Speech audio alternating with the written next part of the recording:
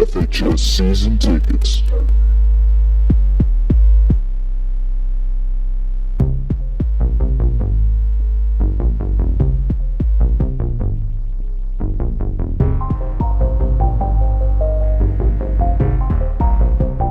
Welcome into another episode of FHS Season Tickets. I'm Michael. And I'm Nick. And today we're going to be doing another one of our college football conference previews, this time in the Pac-12.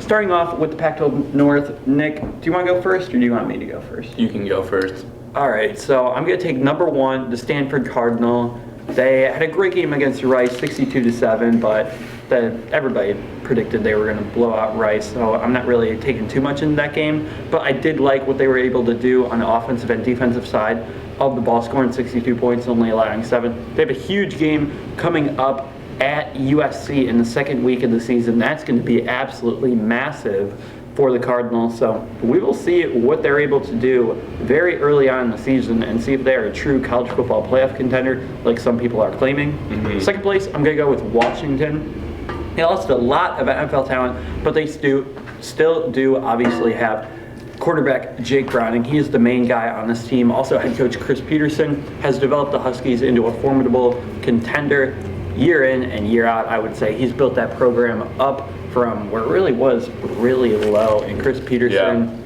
it only took him like 3-4 years to build Washington back up. He's a really good coach. Yes, definitely one of the top like 6 or 7 coaches in the country. Oh, yeah.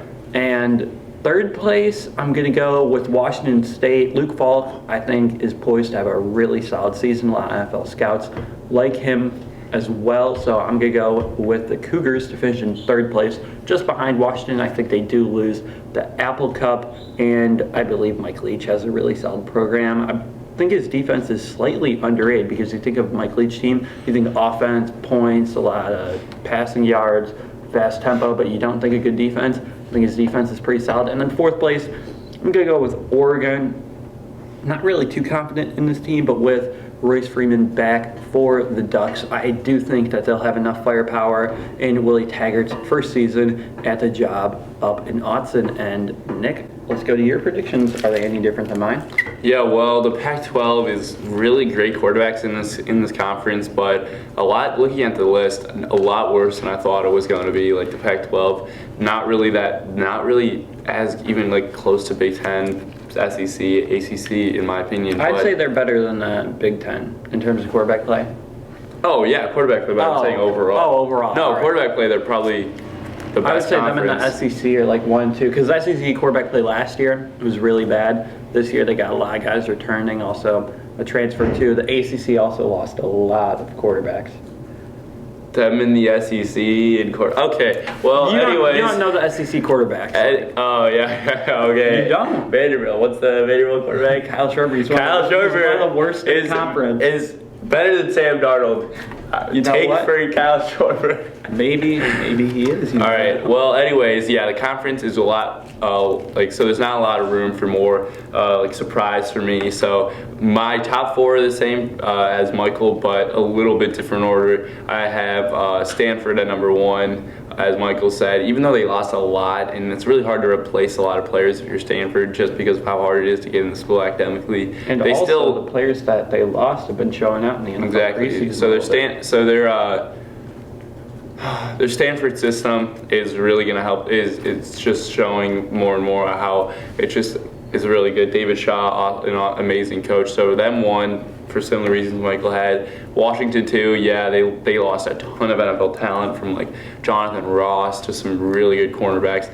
Their secondary got really depleted. They got really depleted. They still have the talent with Jake Browning coming back to get second in that conference. And then instead of having Washington State here, I'm going to have Oregon here with Royce Freeman, and then they just always have athletes. They have some of the best state-of-the-art facilities, so I think that's going to be good enough with a good running back to get all their other skill positions up and beat a Washington State team with Luke Falk. That's actually going to be a good contention to see where Oregon and Washington State fall at the end of the year, because I think that that's a really experienced returning team, but I don't think it has the talent that Oregon has based on recruiting and everything. Mike, who do you have in the SEC in the other division? I'm gonna go with USC at number 1 in this division. Really, no real debate here. Like USC should easily be in the Pac-12 title game. There's no one else in the division that can compete with the team Clay Helton has in LA. I believe that this team is just loaded across the board. I am a little bit lower on them than most people are. I really liked Sam Darnold last year.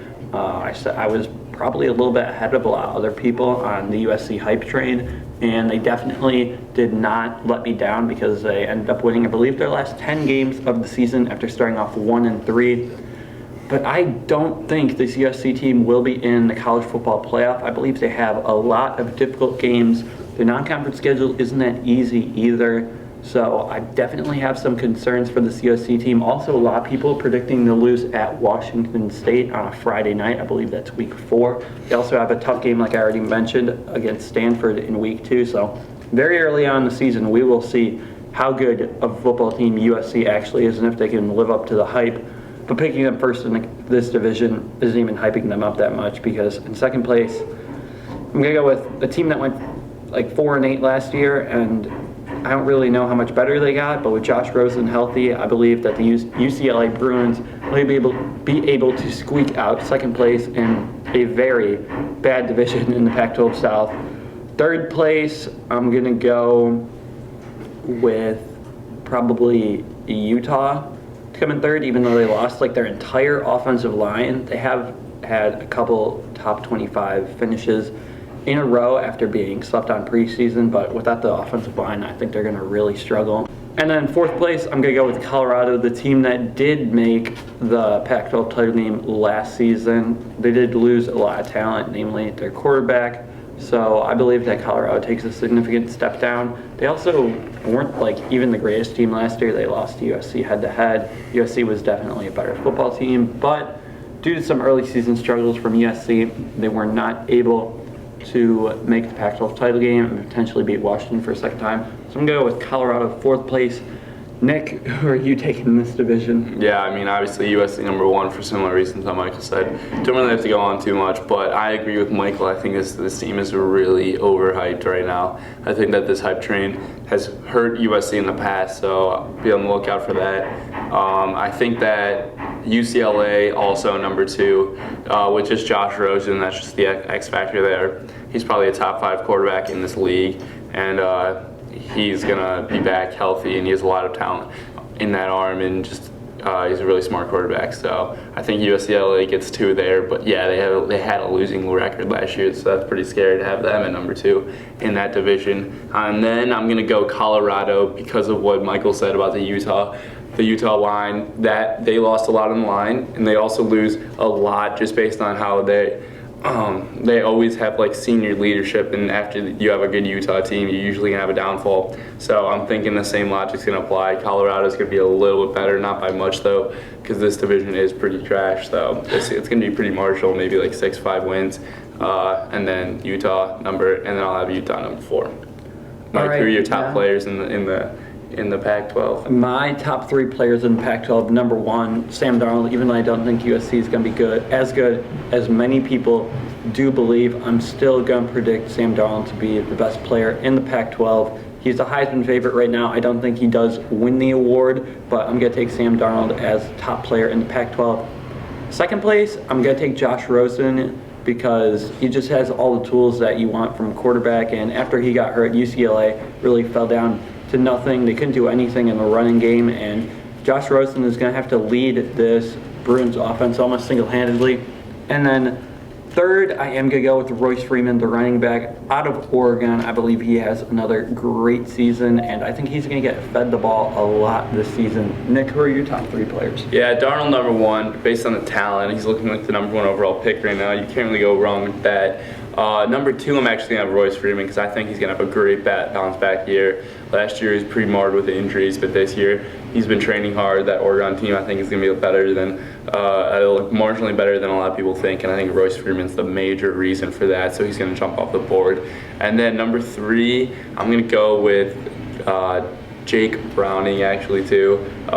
He just was in Kaiser in contention last year. Don't think they lose much on the offensive side of the ball other than Jonathan Ross. He's going to be a big deal, but I think they can replace that.